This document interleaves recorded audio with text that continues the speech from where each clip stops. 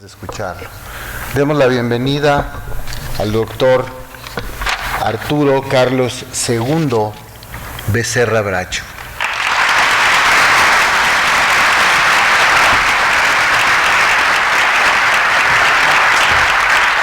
¿Cuánto tengo de tiempo? Pues muchas gracias, Rafael. Inicialmente yo había sido contratado como telonero de Toño, pero por razones de agenda él se tuvo que dar clases, él dio primero y luego daré yo, lo cual es complicado. Y segundo, creo que me quedan 2 minutos para hablar, con lo cual trataré de hacer una síntesis lo más posible. Bien, vamos entonces a ver la primera diapositiva, por favor. Afortunadamente Toño me prestó su marcador. Y va a ser difícil la síntesis porque voy a tratar de sintetizar más de 2.500 millones de años en los 10 minutos que me quedan o algo así. Perfecto. Tenemos 1 hora de tiempo, entonces será un poco más fácil sintetizar los miles de millones de años, que es justo esta diapositiva. Yo la uso mucho porque me gusta cómo representa a lo que le llamamos evolución temprana de la vida. Esencialmente los biólogos históricamente hemos estudiado las cosas que aparecieron en el Cámbrico para acá, ¿no? Plantas, animales y ya, suficiente, que hay mucho que estudiar. Evolución temprana de la vida es tratar de entender lo que ocurrió en estos primeros miles de años después de que surgió la Tierra. Y como se darán cuenta, hay una cantidad de preguntas sumamente interesantes e importantes que como biólogos nos podemos hacer. La primera de ellas, pues, ¿cómo surgió la vida? ¿Cuándo surgió la vida? Y esa, si bien es una pregunta de corte metafísico, dirían los filósofos de la ciencia, nos da pauta a que podamos trabajar en ella, aunque quizás nunca sepamos exactamente cómo ocurrió. ¿Cómo fueron las condiciones prebióticas al origen de la vida?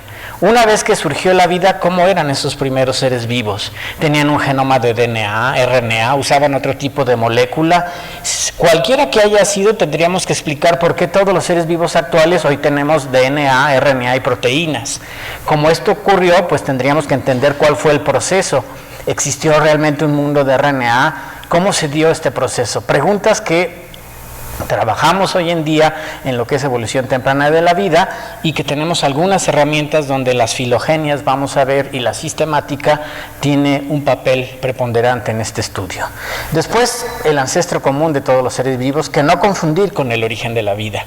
Hay un ancestro común a todos los seres vivos actuales, como pudieron ver en la conferencia del doctor Lascano, pues hay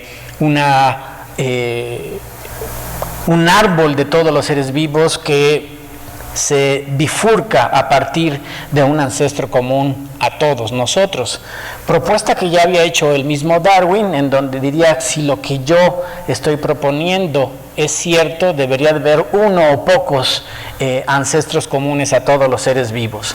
¿Cómo sería este organismo? ¿Cómo podemos aprender de él? ¿Podremos reconstruirlo, sí o no? Y luego, pues, ¿cómo surge el metabolismo de los primeros seres vivos? ¿Cómo surgen las proteínas? ¿Cómo surge el ensamblaje de las rutas metabólicas? Y por último, una vez que aumenta el oxígeno, ¿cómo surge? La otra gran pregunta de evolución temprana es cómo surge la célula eucarionte como la nuestra. Entonces, como se darán cuenta, dedicarse al estudio de la evolución temprana, pues hay que ser un poco masoquista, porque en realidad no tenemos mucha información de esa época, y un poco intrépidos para tratar de entender cómo serían esos organismos. Y para ello, como se ve en la siguiente diapositiva, pues tenemos 2 aproximaciones. La sintética, la que han hecho muchos los químicos, los cosmólogos, nuestros colegas, los físicos, que están en todos lados, tratando de sintetizar. Si aquí está el origen de la vida, ellos van de antes de la vida a lo vivo, tratando de reproducir lo que pudo haber ocurrido en el origen de la vida. Y el otro es el que hacemos más los biólogos, que como se dan cuenta, pues son pocos años en donde podemos acercarnos a estas etapas. Van a ver, gracias a que tenemos genomas completos secuenciados y herramientas filogenéticas. Eso nos permite permite acercarnos al pasado, y conforme vayamos acercando, cada vez tendremos una mejor caracterización de esas etapas tan tempranas. Sobre la primera, como se ve en la siguiente diapositiva, pues no voy a hablar mucho, solo mencionar que hay muy buenos modelos que nos permiten ver que antes de que surgiera la vida en la Tierra era algo parecido a esto, que conforme vamos los humanos vamos a llegar a verlo de manera muy directa, un lugar en donde no habría vida, solo habría grandes lagos, charcas, mares primitivos, en donde habría una gran cantidad de compuestos orgánicos, y lo que han hecho muchos los químicos es tratar de dilucidar la receta secreta de la sopa primitiva. ¿Cuáles eran los compuestos? ¿En qué cantidades? Y una vez dicho esto, ¿cómo podrían surgir los primeros seres vivos?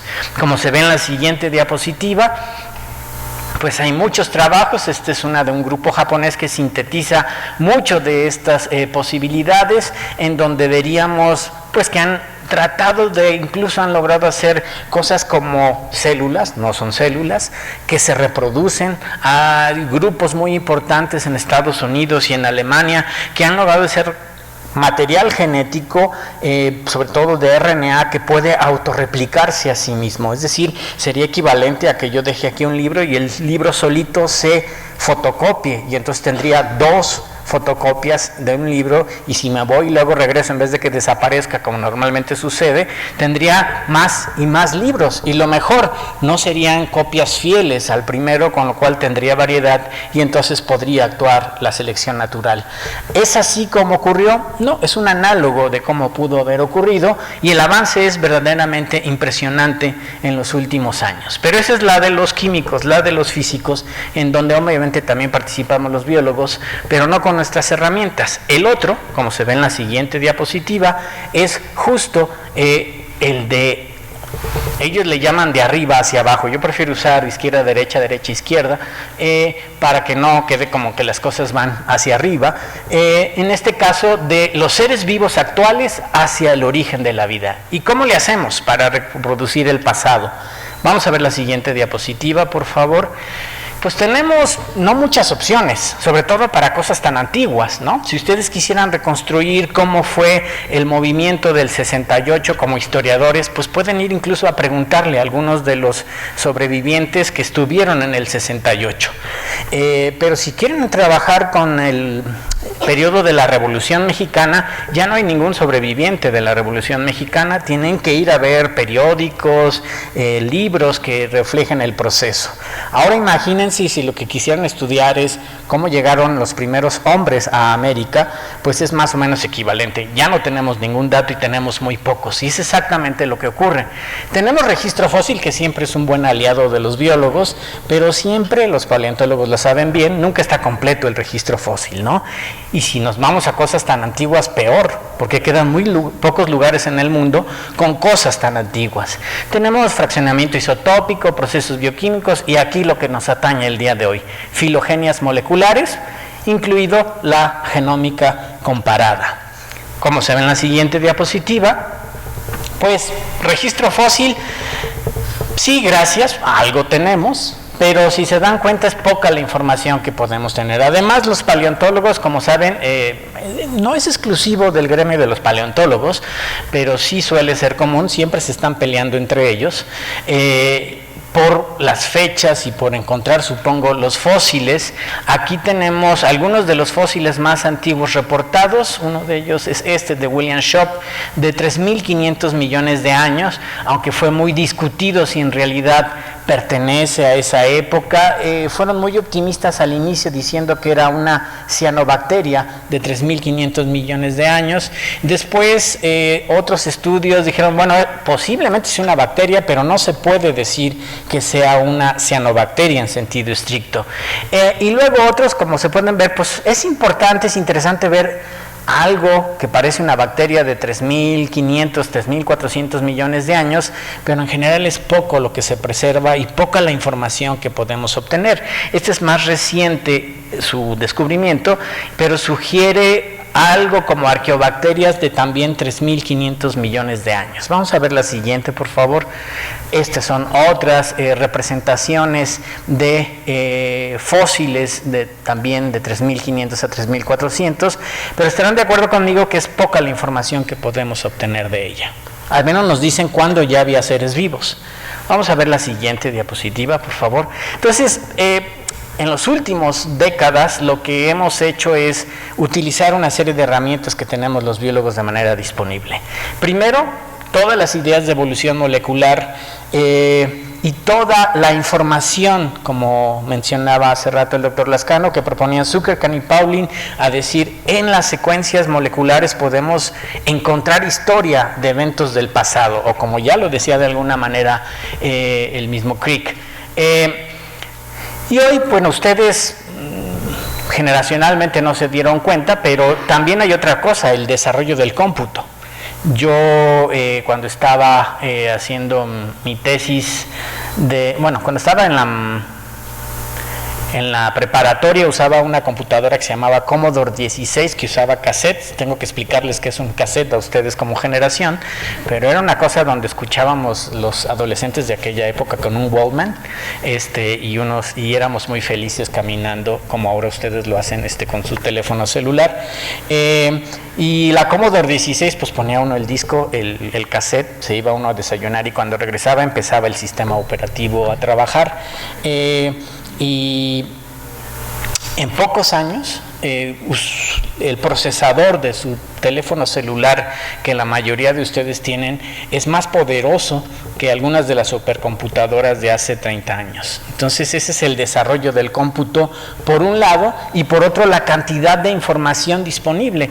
En 1994 se tuvo el primer genoma completo secuenciado de Haemophilus influenza, una bacteria, y hoy tenemos miles de genomas completos secuenciados. En 1994 quien propuso este primer genoma fue portada de Science y luego el siguiente Nature, las revistas con mayor prestigio. Ustedes pueden ya secuenciar un genoma completo y no se los van a publicar si no le hacen algo más. Ese es el cambio que ha ocurrido en 30 años solamente. Y adicionalmente también tenemos datos moleculares sobre la estructura terciaria que también podemos usar hoy en día para extraer información y usando hipótesis filogenéticas que nos permiten dar polaridad sobre qué ocurrió primero y qué ocurrió después. Vamos a ver la siguiente diapositiva, por favor. Gracias. Uno de los descubrimientos más importantes en este sentido, ya lo profundizó el doctor Lascano, es esta idea, la idea de los 3 dominios. 3 grandes grupos, por primera vez usando RNA ribosomal, una secuencia, podríamos comparar a todos los seres vivos, no viendo qué tienen unos que no tengan los otros, sino qué tienen todos y cuáles son las diferencias entre eso que tenemos todos. Y eso es el gran paso en este sentido. Desde luego que es reduccionista, y hoy lo podríamos discutir con el esquema de los 2 dominios. Pues tiene varias implicaciones. El hecho de que tengamos a todos los seres vivos significa que somos monofiléticos, al menos a nivel de ribosoma. 2, que hay un ancestro común a todos los seres vivos. Por primera vez esa idea que de manera muy humilde, porque recuerden que Darwin era muy cuidadoso en lo que decía, y aquellas cosas que le sonaban especulativas solo están en sus cartas, ¿sí? A diferencia de muchos investigadores hoy en día que sacan sus especulaciones y las cosas que realmente valen la pena las guardan en cartas. Él lo hacía al revés. Solo lo que tenía muy estudiado lo publicaba y lo demás lo dejaba en cartas, y en una de esas cartas pues decía habría un ancestro común a todos los seres vivos, y por primera vez lo podemos identificar o hipotetizar de manera adecuada. Como se ve en la siguiente diapositiva, en los últimos años ha habido la posibilidad de que en realidad a nivel molecular solo hablemos de 2 grandes grupos. Esta es una filogenia impresionante usando varios marcadores moleculares de muchos seres vivos, y hay esta gran rama, usted tiene una rama separada, ahorita les explico cuál es, pero toda esta rama esta otra rama, es decir, solo hay dos grandes ramas, aunque esta es de muchas bacterias no cultivadas. ¿Sí? Esta es la biodiversidad bacteriana, todo esto son bacterias. Y todo esto son arqueobacterias. Y dentro de una de las ramas de las arqueobacterias hay otra rama que sale en donde estamos nosotros, los eucariontes. Eso tiene implicaciones importantes. Por primera vez vemos diferente a los seres vivos y hemos pasado de ver a los bichitos ahí como algo excepcional a decir, pues en la excepción somos nosotros. En realidad vivimos en un mundo microbiano, en un mundo de biodiversidad de seres vivos minúsculos y nosotros pues somos una cosa aburrida, rara aquí. ¿Sí? Desde luego que tiene implicaciones decir que nosotros somos una arqueobacteria un poco rara, o que tenemos un origen en parte de las arqueobacterias, y en ese sentido habría que tener una visión más holista, y esto es algo reduccionista, pero nos habla de parte de nuestro origen. De cualquier manera, seguimos siendo un grupo monofilético, como se ve aquí, y hemos tratado de, una de las primeras cosas es tratar de explicar cómo serían esos primeros seres vivos. Como se ve en la siguiente diapositiva, uno de los desde que hay dos genomas completos secuenciados, incluso eso permitió, justo cuando surgieron, el segundo genoma fue el de una arqueobacteria, cuando se empezó a hacer esa comparación, nosotros lo empezamos a hacer en el laboratorio, en mi trabajo de maestría, pero nos ganó un grupo en Estados Unidos que tenía mejores computadoras y mejores estudiantes que los que tenía Toño, porque uno de esos era yo, pues nos ganaron pero hicieron mal la comparación y al menos nos dio oportunidad de que nosotros publicáramos diciendo que estaban mal los que nos habían ganado. Pero desde entonces empezaron a hacer, porque lo primero era Mycoplasma genitalium y Haemophilus influenza, dos bacterias, ambas patógenas, lo cual llevó a que hicieran una caracterización del ancestro común sumamente reducida, le faltaban muchas cosas. Muy buenos bioinformáticos, pero muy malos biólogos, porque si lo que cualquier biólogo sabe es que cuando yo comparo que los parásitos y los patógenos suelen perder cosas, ¿sí? Entonces yo no puedo decir que lo que falta es porque no lo tenía el ancestro.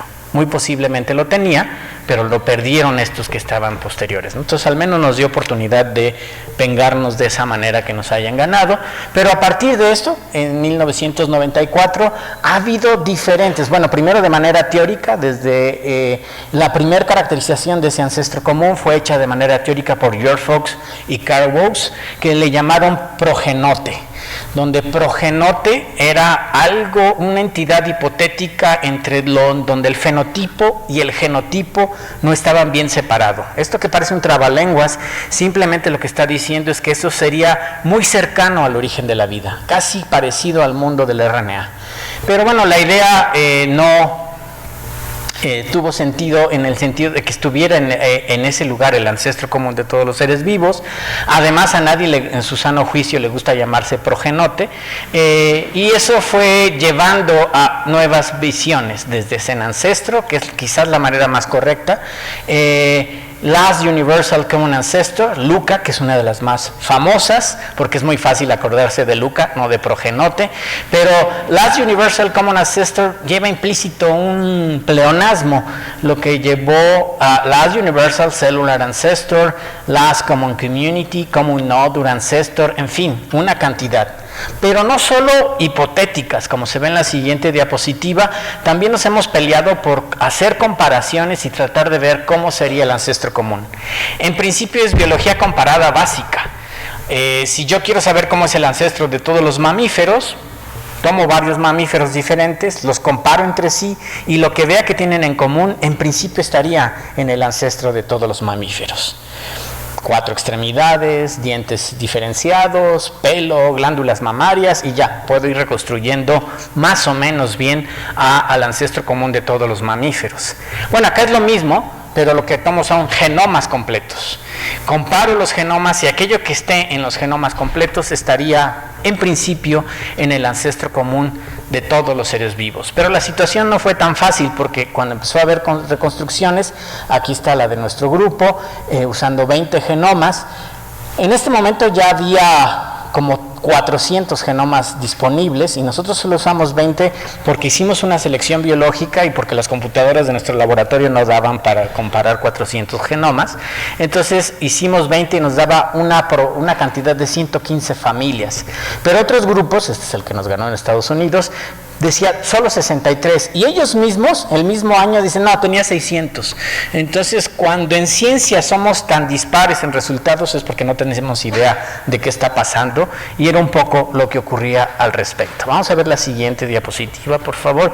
Bueno, la idea fue tan importante y al grado de que existe una Lucapedia. Así como hay Wikipedia, si no tienen nada que hacer, pues métanse a Lucapedia y ustedes pueden poner tal proteína estaría en el ancestro común y les dice quién dice que sí, quién dice que no, o si todos están de acuerdo en que no estaría presente en el ancestro común. Vamos a ver la siguiente diapositiva, por favor. ¿Cómo era entonces el ancestro común? Hay una discusión importante sobre su caracterización. Puedo decirles que lo único en que la mayoría estamos de acuerdo es que en este momento, después de una fuerte discusión, en que sería algo parecido a una bacteria moderna, es decir, que estaba lejos del origen de la vida, lo cual es una buena noticia que lo podamos caracterizar, pero es una mala noticia porque si se dan cuenta nos separa otra vez del origen de la vida y no nos lleva a cosas más antiguas, lo cual quiere decir que tenemos que hacer otro tipo de estudios. Vamos a ver la siguiente diapositiva, por favor. Y hay un problema adicional. Aunque estamos muy contentos los biólogos que nos dedicamos a la genómica, porque hoy hay miles de genomas completos, ¿sí? Empezamos a hacerlo con 2 genomas. Y ellos dirán, bueno, pero ¿qué tan representantes 2 genomas de la biodiversidad? Pues muy mala, ¿no? Pero digo, bueno, ahora hay miles de genomas, sigue siendo mala, porque la biodiversidad es mucho mayor a la cantidad de genomas que tenemos disponibles y sobre todo de todos aquellos que se extinguieron y que ya no tenemos sus genomas. Adicionalmente hay un problema tremendo, el coco de las filogenias y de la reconstrucción filogenética, el transporte horizontal de genes. Yo les hacía la analogía que lo que hacemos es tratar de reconstruir la historia del 68, ahora la historia de la revolución. ¿Y qué tal si les dijeran, fíjate que los libros que tú estás estudiando para ver cómo fue la revolución, algunas de las hojas no son de ese libro, sino que vienen de otros, y vienen mezclados con los de la independencia y vienen mezclados con los del 68, y a lo mejor lo que tú considerabas como un libro de historia de una etapa, en realidad es de muchas etapas. Y nuestro genoma es exactamente un mosaico de ese tipo. Tenemos genes de nuestra historia reciente y tenemos genes de historias antiguas y adicionalmente tenemos genes que no hablan de nuestra historia vertical, sino que fueron transportados horizontalmente por un virus o por una bacteria. Incluso algunos autores, como se ve en la siguiente diapositiva, dijeron, pierdan toda esperanza.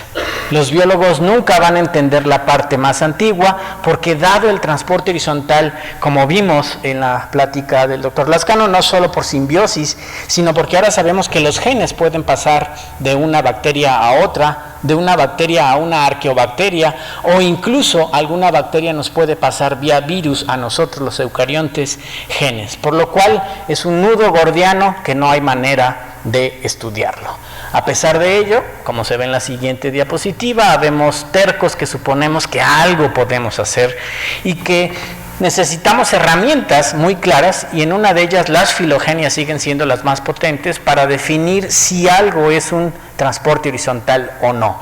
Y apostamos, aunque sí, si bien hay transporte horizontal, sí hay ramas principales. El hecho de que uno se suba aquí en Metro El Rosario con un Homo sapiens al lado, no significa que cuando llegue a Barranca del Muerte ya sea un chimpancé o otra especie diferente. Por más transporte horizontal que haya, o por más que se parezca a un chimpancé el compañero de al lado, se siguen manteniendo historias principales. Algunos dicen, sí, esto es en eucariontes porque tenemos menos transporte horizontal. Como saben, las bacterias son impresionantes, igual que las arqueobacterias. Una bacteria puede literalmente comer DNA de una arqueobacteria que estaba pasando y meterlo a su material genético. ¿Sí? Eso afortunadamente o desafortunadamente no lo podemos hacer nosotros. Eso que vendría que el plátano del desayuno en la mañana lo incorporáramos el DNA y por lo tanto empezáramos a hacer amarillos o oliéramos a plátano, lo cual sería interesante, pero no lo podemos hacer. Se digiere y se va. Las bacterias lo pueden hacer. Las bacterias y las arqueobacterias también pueden tener sexo entre diferentes especies. Sexo en el sentido de que pueden pasarse genes. Puede pasar una E. coli y una arqueobacteria completamente alejada. No tienen que ir al cine ni tomar cervezas. Se pone uno al lado de otro y vía peeling se pasan material genético. Nosotros, los eucariontes, tampoco podemos hacer eso. Adicionalmente, las arqueas, las bacterias y nosotros, vía virus, pueden pasarse genes de uno a otro. Y eso lleva a qué tan importantes son los virus en el proceso evolutivo. Bueno, vamos a ver la siguiente diapositiva. Esta manera entonces de, por un lado, hacer una sistemática que nos permita organizar y entender el proceso natural evolutivo de los seres vivos, y por otro la filogenia, que nos puede dar datos sobre qué aspectos son más antiguos. Como se ve en la siguiente diapositiva, haciendo este tipo de comparación se han dado resultados importantes en los últimos años que vuelven a generar una discusión de cómo era el ancestro común, pero a otro nivel. Vamos a ver la siguiente diapositiva, por favor. Este es un trabajo importante, al menos por el impacto en una revista muy importante, por un grupo muy poderoso, por eso puede publicar en esa revista, donde da una serie de caracterización casi minúscula de cómo es el ancestro común. Ya dice qué metabolismo, qué hacía, cómo hacía, a qué hora salía al pan, todo lo puede decir en ese artículo. Y un gran problema es que cuando uno hace caracterizaciones tan precisas, lo más probable es que esté equivocado en gran parte de ellas. Y eso es exactamente lo que ocurrió. Por ejemplo, llega a conclusiones teóricas de que el ancestro común estaba medio vivo, lo cual no tiene mucho sentido, y seguro que a cualquiera de nosotros que tratáramos de publicar en Nature Microbiology diciendo eso, no lo rechazan. Ni siquiera pasa el primer revisor, pero él sí lo pudo publicar. Y fue muy meticuloso en un problema que es especialmente importante y que a nosotros en nuestro grupo nos ha llamado la atención: si era el último ancestro común producía sus propios compuestos, era autótrofo o heterótrofo. Esto puede ser un poco tedioso, no me voy a meter mucho, pero quiero darles la idea de otra herramienta en donde se pueden usar filogenias moleculares y se pueden apoyar en sistemática. Como se ve en la siguiente diapositiva, pues si alguna vez tuvieron que sufrir el ciclo de Krebs y aprendérselo en la preparatoria o aquí en las clases de bioquímica, dejen hacerles la pesadilla más amplia, porque además el ciclo de Krebs puede ir al revés de como se lo aprendieron. Entonces está el ciclo reversa de, si no ya se lo aprendieron al derecho, ahora tengan que aprendérselo al revés, y resulta que cuando el ciclo de Krebs gira, por así decirlo, metafóricamente, al revés, fija CO2, lo cual es muy interesante porque está volviendo el proceso autotrófico. Y se cree que es uno de los procesos más antiguos en la historia de la vida. Incluso acaba de salir un artículo hace unas semanas de unos bioquímicos y geólogos que han encontrado que gran parte de estas reacciones ocurren de manera abiótica, por lo cual les gustaría conectarlo con cosas biológicas. La cosa no es tan fácil, pero al menos es buena la noticia. Y esta es una que se llama Wundt-Lukat Pathway, que también fija CO2. Estos son los dos candidatos a las rutas metabólicas más antiguas. ¿Y qué hace uno para ver si eso es cierto? Pues tomar enzima por enzima, compararlo con otras secuencias que sean homólogas y hacer filogenia por cada una de ellas con todos los organismos disponibles para ver si se sostiene. Y eso es lo que hicimos en el 2014, como se ve en la siguiente diapositiva.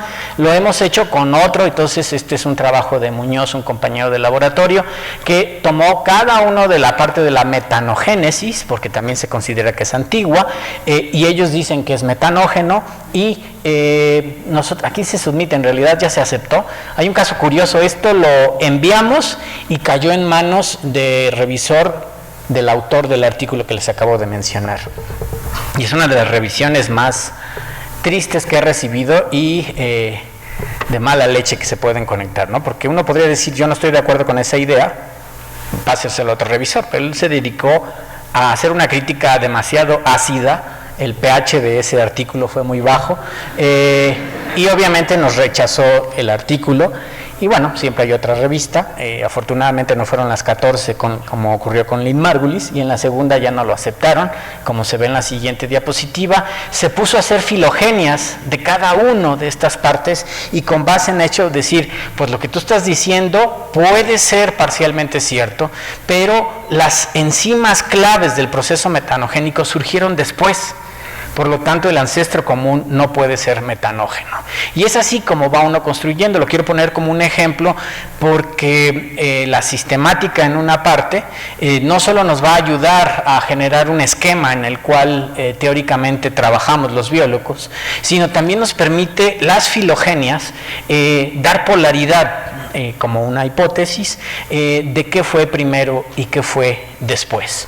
Como se ve en la siguiente diapositiva, uno de los datos más importantes que nos ha permitido trabajar en los últimos años en evolución temprana de la vida, pues fue usar estas herramientas, y en especial ahora, algo que se está desarrollando en 2 o 3 laboratorios a nivel mundial, y el nuestro es uno de ellos, es ya no solo trabajar con estructura primaria para hacer filogenias, sino usar las estructuras terciarias para hacer filogenias, lo cual es muy bonito porque aunque suena muy nuevo tomar la proteína y compararla una con otra para hacer una filogenia, es en realidad como se empezaron a hacer las filogenias en sistemática, usando caracteres morfológicos. Y esto es muy bonito usar para cosas que no se habían usado, herramientas muy antiguas de hacer comparación de estructuras terciarias. ¿Por qué? Como se ve en la siguiente diapositiva, porque nos permitió hacer algo, en especial es el trabajo de doctorado de Rodrigo Jacome, un compañero del laboratorio, que tomó RNAs polimerasas de diferentes virus. Hay un problema. Vamos a empezar a hablar de virus. Los virus, primero, evolutivamente estamos empezando a reconocer a los virus. Así como decía Antonio hace rato que las bacterias fueron vistas como patógenos y mal vistas en la historia de la biología antigua, así ha pasado con los virus. Incluso virus significa veneno, ¿no? Entonces siempre los vemos como algo negativo. Y estamos empezando a ver que los virus, primero estamos descubriendo que la mayoría de los virus no son patógenos, que tenemos una gran cantidad de virus que andan ahí por nosotros, a lo mejor estornudamos y luego ya. Y sobre todo que han tenido un papel en términos evolutivos. Pero ¿cómo comparo a los virus? ¿Cómo hago una filogenia de virus si ni siquiera puedo usar estructura primaria para todos los virus? La apuesta es usar estructuras terciarias de alguna proteína que sea común a muchos grupos de virus. Él lo hizo para un grupo de virus de RNA con resultados que reflejan parte de la información biológica que tenemos de los virus. Pero también nos llaman la atención los virus, como se ve en la siguiente diapositiva, porque se ha propuesto, se ha preguntado primero qué tan antiguos son los virus. No sé si algún día se lo preguntaron, y si no es buen momento para que se lo hagan. ¿Y los virus dónde surgen? ¿Los virus cómo se originan? A lo mejor ustedes son muy jóvenes, pero seguro como adolescentes o como niños les tocó vivir el virus de la influenza, un virus muy mexicano, aparentemente. Pero no son solo esos, sino en general son monofiléticos cuando surgen, son muy antiguos. Bueno, todas estas ideas se les ha ocurrido a varios investigadores. Hay un grupo especialmente complicado, que es el de este señor Kunin, que dijo, sí, los virus son incluso antes que la vida misma. Los virus son parte de lo que empezó a generar la vida, son los que tienen que ver con el origen de la célula. E incluso dijo, vivían como en especies de ventilas submarinas donde cada cavernita iría dando este proceso, y sucesivamente. También hay grupo francés por Patrick Forter que dice sí, hay el viroma es realmente lo que va a dar origen a la célula. Y entonces empezó a meterse el problema de los virus en evolución temprana de la vida. ¿Cuándo surgen los virus en evolución temprana? Y después de mucho tratar de evitarlos, hasta que llegó un alumno que insistió demasiado, dijo vamos a meternos a los virus, y como se ve en la siguiente diapositiva, lo que hicimos fue tratar de escudriñar estas tres hipótesis. Los virus pudieron haber surgido solo de estas tres maneras. Surgieron antes que las células, y entonces existen antes del origen de la vida celular, y han evolucionado conforme han evolucionado las células. Los virus se han reducido de tamaño. ¿Qué le pasa a un patógeno, no? Se va haciendo cada vez, va perdiendo material genético. Un parásito o un simbionte, Mycoplasma genitalium, tiene alrededor de 500 genes. Bucnera afidicola, que es muy bonito, es esta bacteria que vive adentro de los áfidos, que a su vez son los que cultivan las hormigas que están en las plantas, ¿sí? Ha perdido y solo le quedan alrededor de 400 genes. Y entonces algunos autores dicen, bueno, ¿y qué tal si los virus es eso, que se va haciendo pequeñito, en que ya solo quedan pues muy poquitos genes con una capita, y esos son los virus, la idea de la reducción. Y la hipótesis de escape, que es la que más nos gusta a nosotros en particular, es, dado que las células tienen una maquinaria muy compleja en donde están procesando DNA, RNA, hacen cápsidas, pues se puede perder una parte y se escapa parte del material genético que entra en el engranaje celular, y esos son los virus. Hubo una propuesta, como se ve en la siguiente diapositiva, que los virus del RNA, como son de RNA, tendrían que ser una reminiscencia del mundo del RNA. Y entonces nos pusimos a analizar, y el doctor Campillo, un compañero del laboratorio, se puso simplemente a hacer un análisis, y vean cómo aquí la sistemática nos ayuda a identificar, esto es lo que se llama adornar un árbol. Ya pasó la Navidad, pero en general una de las herramientas muy poderosas que tenemos en biología es adornar un árbol. Es, dada una filogenia, nosotros poner características que tienen unos y que no tienen los otros. En este caso, en un árbol de los 3 dominios, en azul están los virus de DNA, y el tamaño del círculo es proporcional al tamaño del genoma, y los rojos son los virus de RNA, y también el círculo es proporcional. Entonces se creía que los virus de RNA eran muy antiguos. Para empezar, los virus de RNA, suele haber mayor diversidad de virus de RNA en eucariontes que en procariontes. E incluso en arqueobacterias no se ha encontrado ningún virus de RNA. No significa que no existe, pero no se ha encontrado. Y en las bacterias, solo un grupo muy pequeño tiene virus de RNA. Y lo que afectan más los virus de RNA son a plantas, principalmente plantas, y las plantas serán lo que quieran, pero no son tan antiguas como serían para estar presentes en etapas tempranas. Entonces, simplemente el acomodo de un árbol filogenético nos refiere que los virus de RNA a lo mejor son más recientes de lo que muchos han creído. Como se ve en la siguiente diapositiva, otra manera, aquí se puede ver la distribución en rojo de los virus de RNA. Ven la cantidad que tienen hongos, que tienen plantas, nosotros mismos, y es que nosotros abusamos del RNA. Usamos el RNA en un montón de cosas que las bacterias no usan tanto. Por lo tanto, es más probable que se pierda material genético de RNA en eucariontes y que tengamos virus.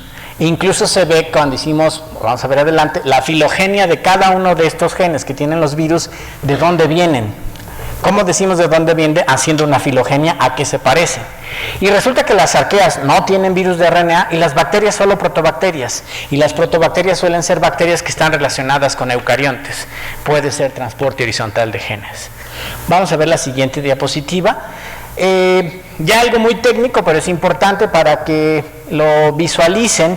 Eso también ha permitido en genómica comparada algo que llamamos pangenoma, es decir, teoría de conjuntos usando diferentes genomas.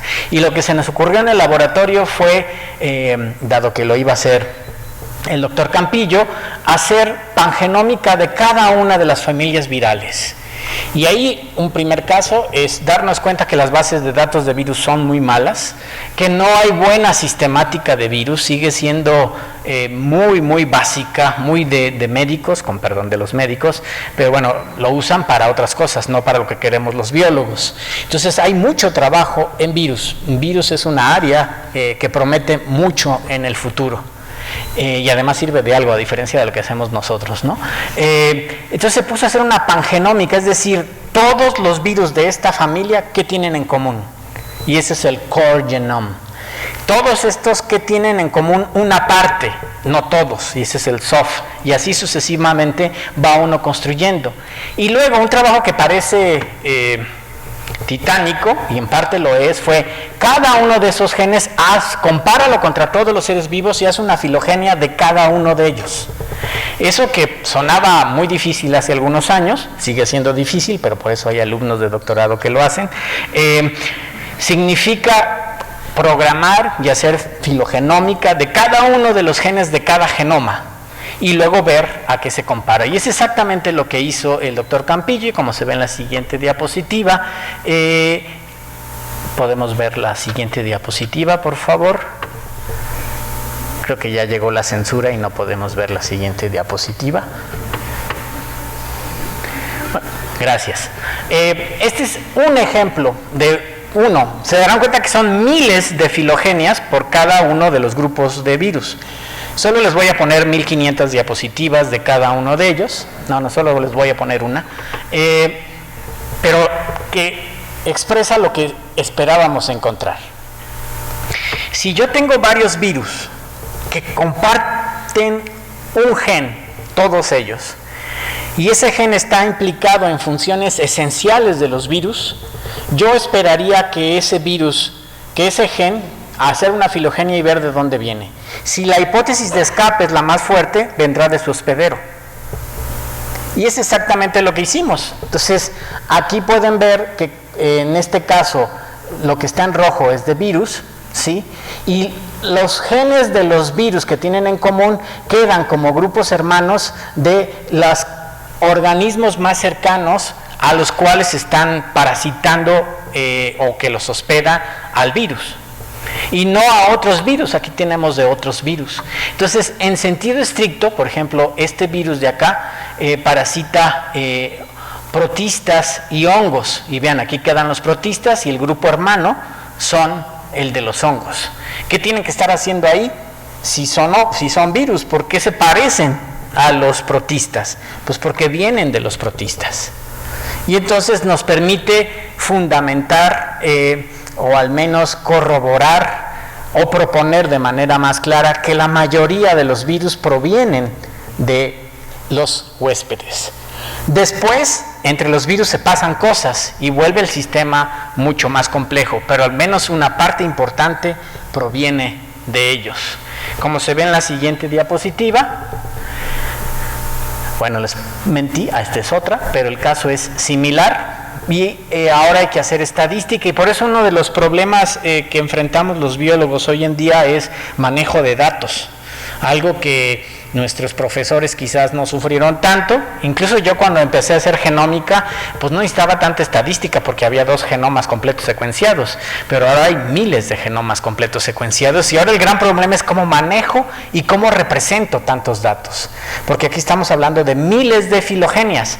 Ninguna revista me va a aceptar que le ponga todas las filogenias, entonces tengo que hacer representaciones estadísticas, heatmap y todas estas vertientes que nos permiten representarlo. No solo hay que hacer bien las cosas, sino hay que representarlas bien, y eso cuesta trabajo. Vamos a ver la siguiente diapositiva. En conclusión, hay muchas preguntas en lo que es la evolución temprana de la vida. Lo vimos al inicio.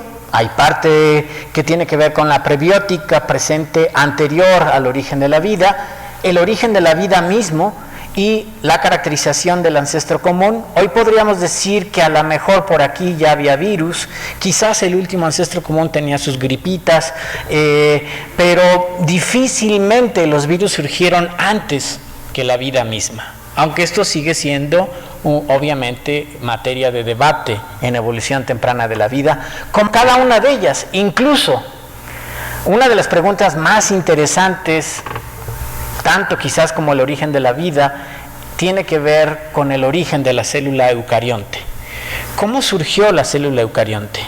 ¿Por qué tenemos un núcleo? Los procesos endosimbióticos, gracias a los trabajos de Lynn Margulis y sus antecesores, pues tenemos parte explicado. Pero ¿cómo se dio la multicelularidad? Y hoy hay estudios muy importantes al respecto, y es muy posible que incluso los virus también tuvieran un papel importante en esa interacción entre grupos que empiezan a tener comunicación entre sí. Al ser multicelular, una de las primeras diferencias con un procarionte es que debo de comunicar, que ya algunas bacterias lo hacen, ¿no? Se han oído hablar los biofilms que generan las bacterias. Incluso un problema de salud importante hoy en día son los biofilms. No es porque no haya un antibiótico que mate a la bacteria, sino que se generan capas y capas y capas de bacterias. Cuando llega el antibiótico, pues mata las de arriba, pero no las de abajo. Si llega hasta abajo, pues para eso entonces ya se murió el paciente. Entonces hay procesos de comunicación en procariontes, pero donde sí hay mucho más comunicación es entre las células multicelulares. ¿Cómo se da esa comunicación? ¿Cómo regulo el metabolismo de otro? Eso tiene que ver con algo muy eucarionte, la comunicación celular. Y una de las comunicaciones celulares son los impulsos, en ese sentido, que ocurren en el sistema nervioso. Y gracias a esa comunicación podemos en este momento estar pensando en lo que estoy diciendo o tratando de entender lo que estoy tratando de decir entre las comunicaciones que existen en nuestras células. Gran parte se debe a las condiciones previas, un aumento de oxígeno en la atmósfera terrestre, procesos metabólicos que van a dar origen a la célula eucarionte. ¿Cómo surgen los metabolismos? Puede ser una pregunta no tan divertida, pero sumamente importante. ¿Cómo surge el metabolismo y cómo se ensamblan? ¿Por qué el producto de uno y luego hay otra proteína que va a usar ese producto y va a generar otro en el momento y en las condiciones en que se necesitan? ¿Cómo se da la orquestación de un sistema metabólico? Son preguntas realmente básicas e importantes, y como alguna estudiante de secundaria me preguntaba al inicio, ¿y esto como para qué sirve? Pues en realidad la aplicación no es inmediata, pero simplemente el hecho de saber cómo ocurrieron las cosas es uno de los asuntos que más nos mueve como científicos. Simplemente tratar de entender qué ocurrió. Y en cosas tan antiguas, el uso de filogenias y de herramientas como la genómica comparada y la sistemática nos está ayudando día a día a entender un poquito más cada vez en qué ocurrió en etapas tan tempranas. Muchas gracias.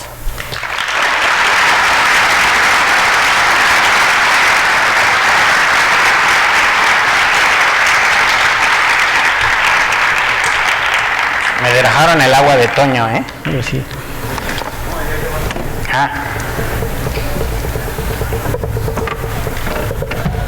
Cuidado. Estoy matando aquí. Preguntas ahí en esa dirección exactamente. Sí. Ahí hay dos preguntas. Sí.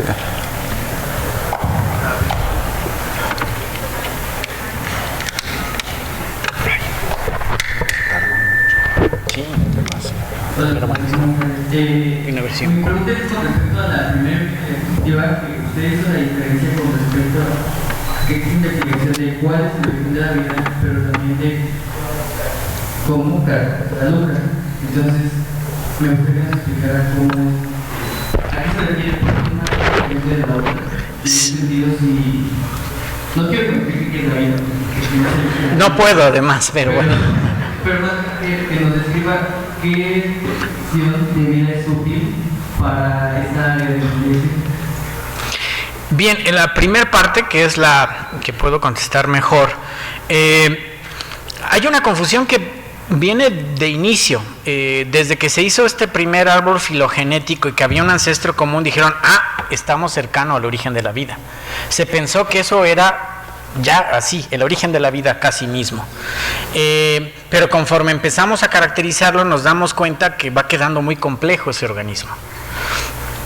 Si yo diría, el origen de todos los mamíferos tiene 4 patas, tiene dientes separados, digo, no, ese no podría estar cercano al origen de la vida, porque ¿cómo surge tanto, no? Entonces, bueno, la misma analogía lo puedo hacer.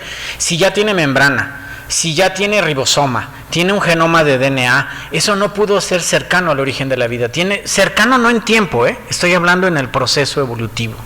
Entonces, algo que hemos hecho hincapié, sobre todo en nuestro grupo, es en decir que una cosa es el origen de la vida. La vida no pudo surgir con un organismo tan complejo, porque sería generación espontánea. Tendría que ser un organismo, una molécula que se autorreplicara, ¿sí? Una molécula. Y ahí hay dos vertientes, hay dos escuelas. Una escuela que es más de químicos y bioquímicos, que le dan mayor importancia al metabolismo, y la de los biólogos, que le damos más importancia a la herencia.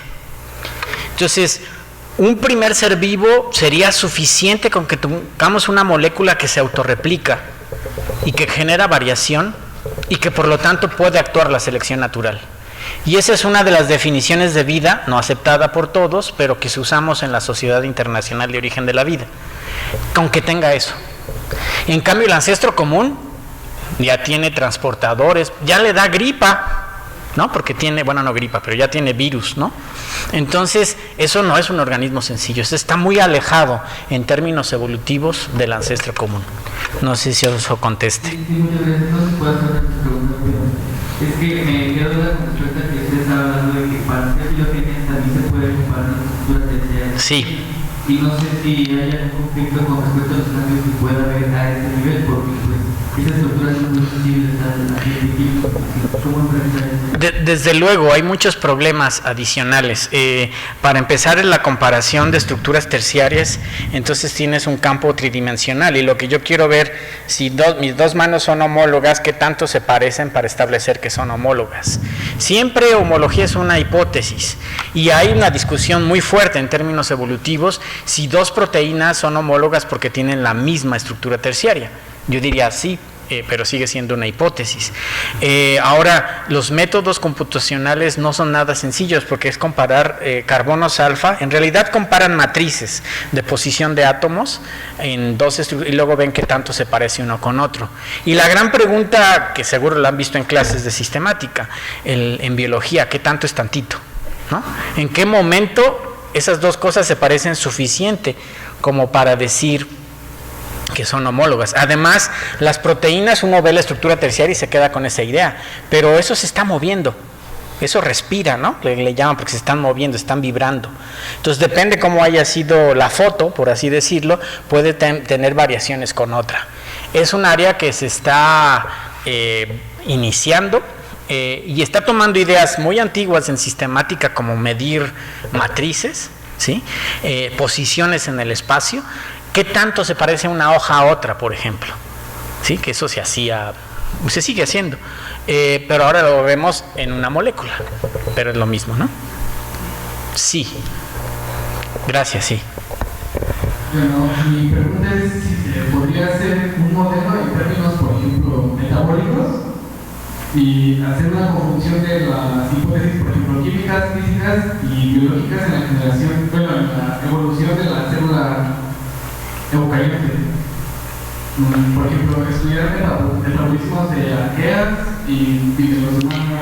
Sí. En bioquímicos, por ejemplo, y llegar a un modelo o algo así. Hay varios intentos. De alguna manera, quien da la pauta son los trabajos justo de Lynn Margulis, porque el metabolismo en gran parte del núcleo citoplasma es arqueobacteriano.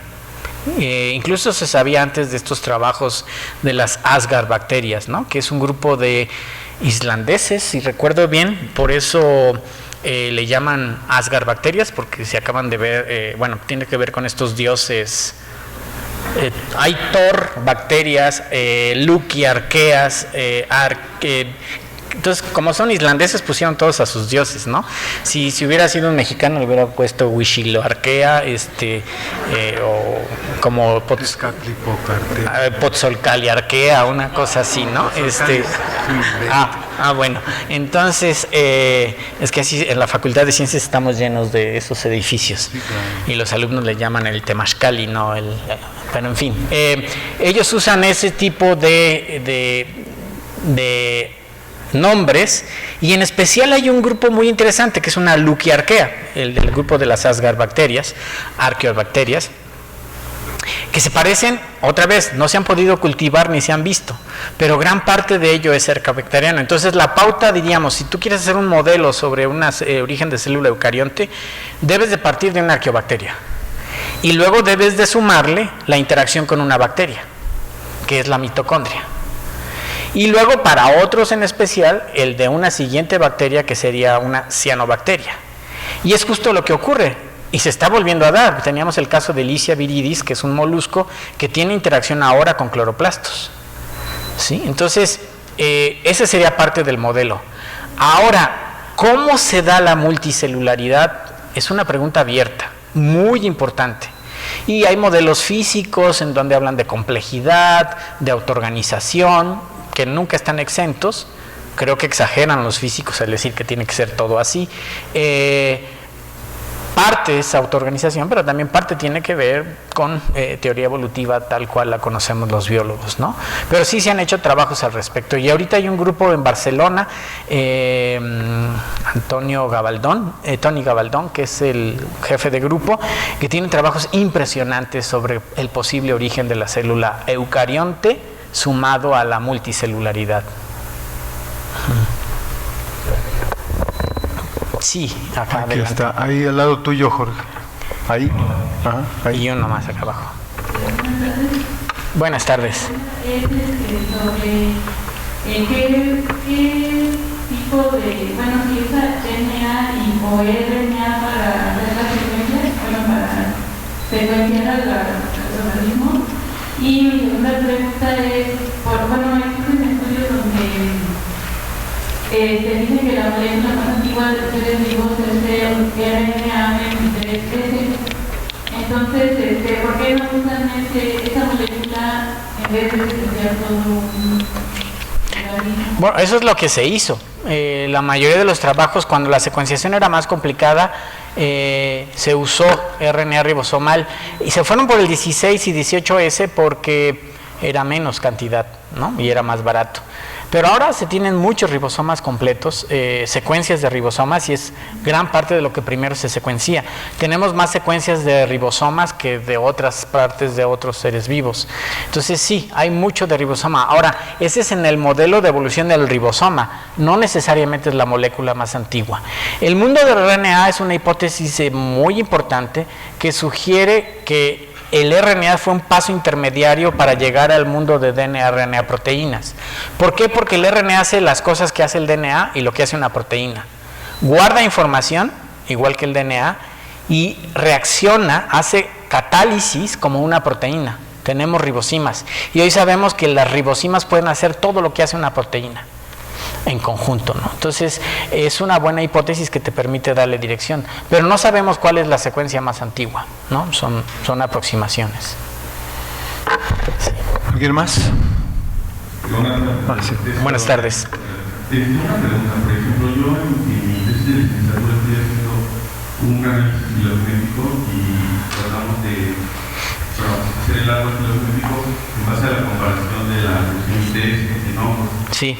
Por ejemplo, estos marcadores moleculares o estas reacciones moleculares, ¿qué es lo que los hace tan únicos o tan fundamentales para este tipo de comparaciones? O sea, me refiero a los procesos de mutación, ya sea en los Sí. más generados, las mutaciones. ¿Qué es lo que hace que se conserven y que a la vez muestren variaciones? Sí. ¿Qué hace un buen marcador? Esa es una gran pregunta. Y la pregunta tiene que ver con qué es lo que quiero contestar. Porque no hay un marcador bueno para todo.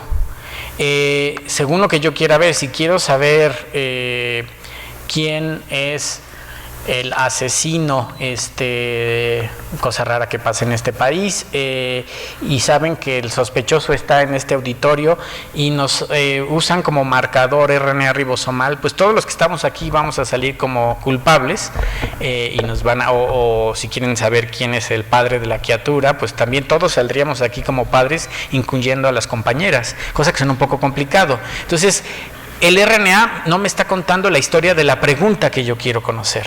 Entonces, la respuesta, yo te diría, la respuesta simple es selección natural negativa.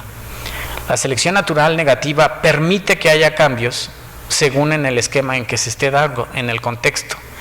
El ribosoma no soporta muchos, no quiere decir que no mute, claro, muta, pero si muta el ribosoma puede ser más grave a que mute una zona intergénica.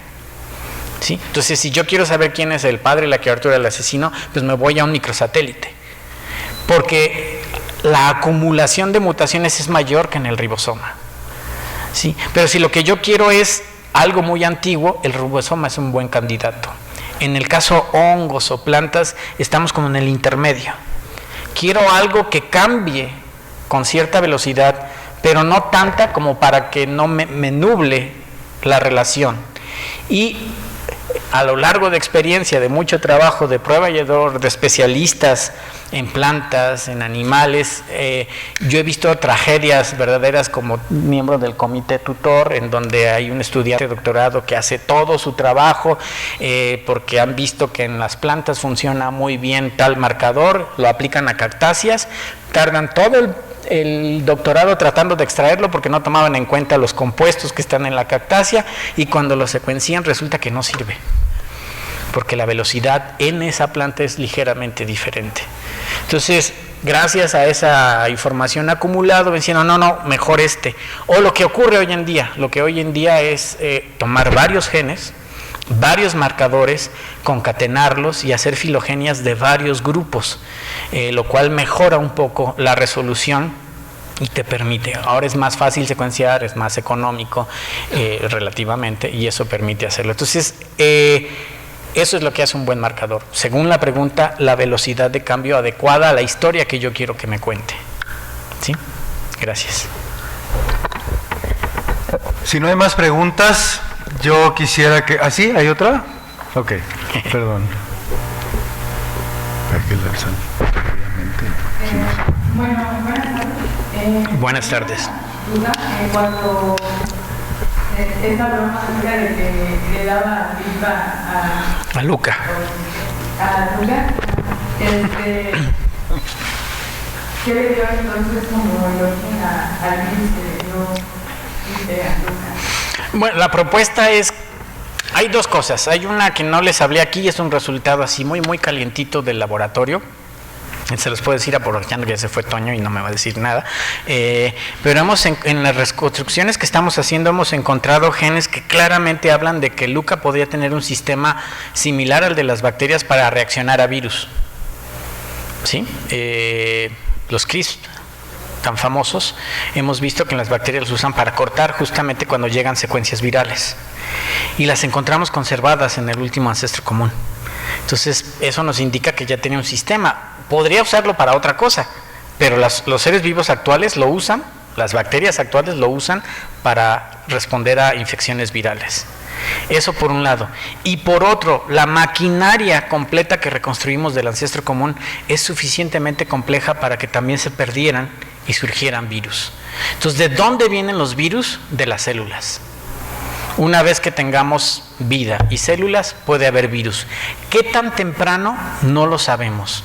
Yo diría que tiene que haber un sistema ya relativamente complejo. Algunos proponen que incluso desde etapas muy tempranas. Pero sí, en algún momento caeremos un problema tipo huevo-gallina, ¿no? Pero ese ya se solucionó, por cierto. Muy bien. Pues vamos a despedir al doctor Arturo Becerra con un aplauso. Muchas gracias.